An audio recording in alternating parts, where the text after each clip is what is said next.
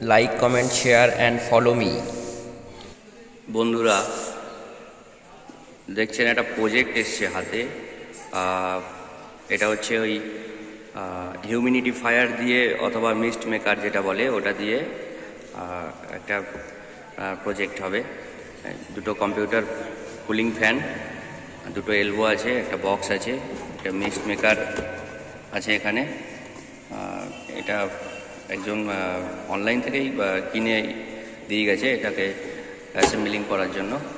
আর এর সঙ্গে ছিল একটা অ্যাডাপ্টার ছিল 24 ভোল্টের, আর একটা 12 ভোল্টের অ্যাডাপ্টার আছে এখানে। ফ্যান দুটোকে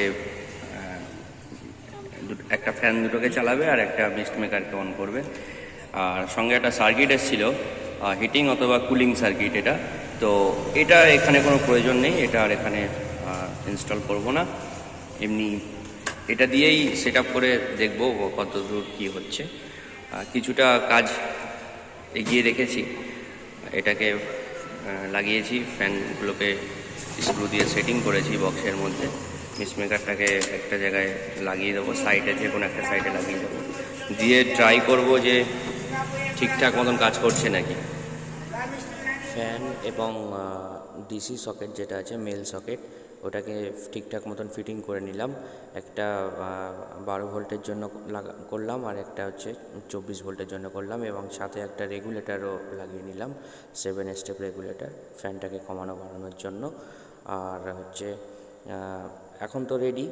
তো এখন এবারে লাইন জাস্ট টেস্ট করে দেখার আর কি বিষয়টা বাকি আছে। তো মিস্ট মেকারটা একটা কর্নারের মতো ঠিকঠাক মতন করলাম, দুটো সকেট এখন দু জায়গায় লাগিয়ে নেব, আর রেগুলেটরটাকে অফ রেখে দেবো ফ্যানটাকে আস্তে করে কন্ট্রোল করার জন্য। এখন এবারে বক্সের মধ্যে একটু জল দিয়ে নিলাম এবং মিস্ট মেকারটাকে অন করে দিলাম। এবার একটু স্লো মোশনে দেখে নেব রেগুলেটরটাকে অন করার পর কতটা হিউমিডিটি করছে, বেরোচ্ছে।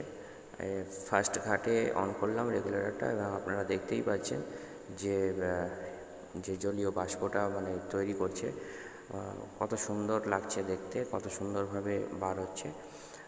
স্লো মোশনে একটু দেখে নিলাম। আর এখন দেখবো এবার ঠান্ডা বাতাসটাকে বার করার জন্য বরফ দিয়ে এটাকে অন করলাম। ভিতরে বরফ দিলাম, জলের মধ্যে দিয়ে অন করলাম।